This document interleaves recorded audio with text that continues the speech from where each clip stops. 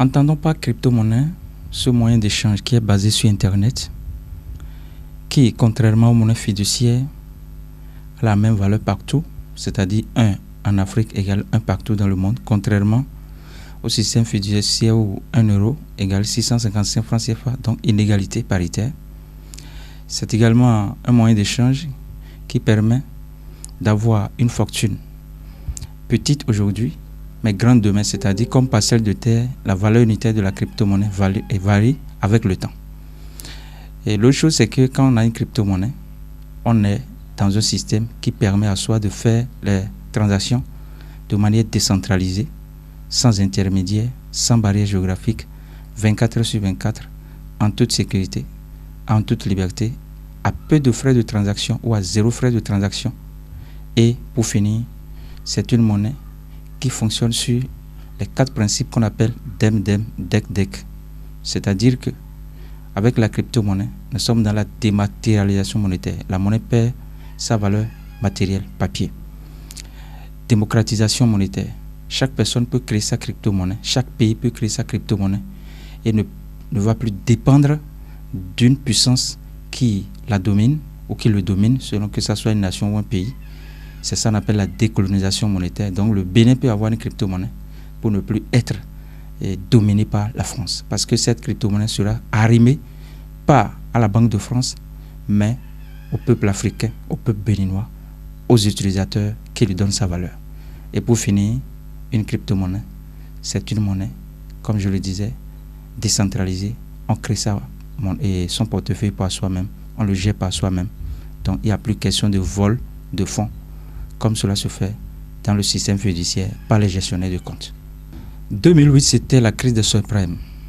Satoshi Nakamoto, un groupe de personnes, une personne physique, a pensé que décentraliser le système monétaire va arranger le monde parce que les élites s'asseyent pour déterminer la valeur de la monnaie, pour émettre la monnaie autant qu'ils le veulent sur le marché, ce qui crée l'inflation, la déflation, la dévaluation et donc qui pille le peuple. Pour Satoshi Nakamoto, il faut donner le libre cours à chaque personne d'émettre son génie monétaire. Et comme le dit Churchill Winston, la question monétaire ne doit pas être exclusivement réservée aux élites, mais également le peuple doit y avoir son mot à dire. Cela voudra dire quoi?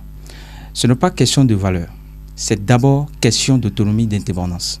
Pour Satoshi Nakamoto, je prends le pays Bénin. Le Bénin ne va plus dépendre de la France, du point de vue monétaire, financier et économique. Donc le Bénin qui émet sa monnaie, ne dépendant pas de la France, dépend donc de lui-même et peut alors devenir un pays développé.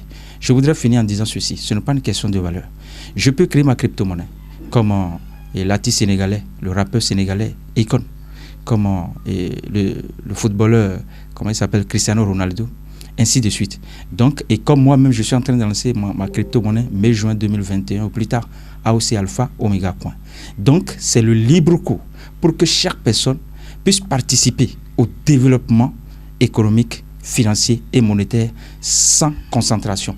Parce que le système bancaire traditionnel est centralisé. C'est les banques centrales qui déterminent tout, qui décident de tout. Et c'est cette même banque centrale qui pille le peuple en émettant beaucoup de liquidités sur le marché, ce qu'on appelle l'hyperinflation, dans laquelle nous sommes actuellement, surtout à cause de coronavirus. Donc la crypto-monnaie, c'est votre monnaie, c'est ma monnaie. On l'appelle la monnaie du peuple, pas le peuple, et pour le peuple. Mais là aussi chez nous, Alpha Omega Coin, confié à nous par Dieu, c'est la monnaie de Dieu pour sauver l'humanité contre l'antéchrist. Merci. Oui, c'est là aussi l'Alpha Omega Coin. Il faut avouer que depuis 2016, c'est en 2016 que j'ai commencé cette aventure. J'ai promis beaucoup de crypto-monnaies, Bitcoin, TBC, YEM. Mais une mission que Dieu m'a confiée, c'est cette monnaie, comme vous le savez. Et en Apocalypse 13, verset 16 à 18, la Bible déclare que le jour viendra où on aura un signe 666. Mais le signe là, ce n'est pas un signe physique. C'est un signe qui est un système puissant, mondialement puissant, économiquement assis, politiquement assis, sans lequel acheter, vendre, voyager, travailler, faire quoi que ce soit serait impossible. Est-ce que les chrétiens vont se taire? Non. Août 2017, j'étais en coaching quand j'entendais sonner dans mon cœur et Alpha Omega Coin, AOC Alpha Omega Coin.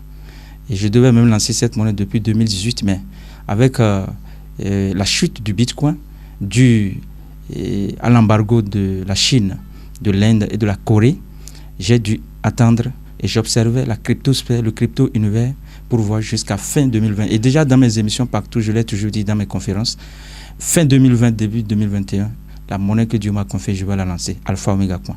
Donc c'est pour former une économie à part, une économie qui ne dépend pas de l'antéchrist, celui-là qui va s'auto-proclamer Dieu. C'est un homme, c'est une personne humaine, mais qui va s'auto-proclamer Dieu, car il ou elle est en mission de la part de Satan, de Lucifer, ce qui va faire qu'il va conduire beaucoup d'âmes à la perdition.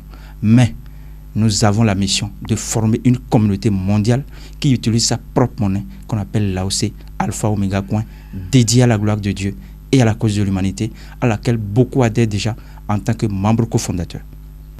Pas seulement les Béninois, tous les Africains et l'humanité, parce que nous sommes dans une mission planétaire, partant du Bénin, bien sûr. Écoutez, si déjà une monnaie me permet de créer mon compte moi-même, de gérer mon compte moi-même, de faire mes transactions sans avoir recours à une banque centrale, recours à une banque commerciale. Donc 24 heures sur 24, je peux faire mes transactions.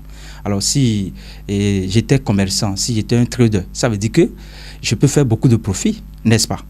L'autre chose, si une monnaie me permet de ne plus être colonisé par les puissances qu'on appelle occidentales, orientales ou américaines, cela veut dire que c'est une monnaie qui me donne ma pleine indépendance, ma pleine autonomie, et qui donne cette pleine autonomie, cette pleine indépendance à mon pays auquel je suis naturellement affilié. Donc, parler de la crypto-monnaie en général, c'est parler d'une monnaie libératrice de l'humanité, libératrice du peuple, libératrice de tous les États africains. Et raison pour laquelle aujourd'hui, moi je suis fier du Nigeria qui a déjà sorti un cadre réglementaire autour de la crypto-monnaie. Je suis fier du Rwanda qui est en train, du Ghana qui est en train, et je suis même fier du Togo qui déjà, quand vous tapez Togo crypto-monnaie, vous allez voir que le Togo, depuis janvier 2019, a dit quand même quelque chose en faveur de la crypto-monnaie et de la blockchain. Et je voudrais vous dire que moi, personnellement, j'ai déjà écrit à la BCA au Bénin, j'ai écrit au ministère de l'économie et des finances pour que nous ne soyons pas en retard par rapport à cette révolution. Si l'élite africaine dort, nous, citoyens africains, nous n'allons pas dormir. Nous n'allons pas les attendre. C'est-à-dire que crypto-monnaie, c'est sur Internet. Et personne ne peut arrêter Internet, donc personne ne peut arrêter la crypto-monnaie. Nous allons chercher les crypto-paradis dans lesquels il nous est favorable de lancer notre crypto-monnaie, nos crypto-initiatives, nos crypto-activités. Ce que nous faisons d'ailleurs.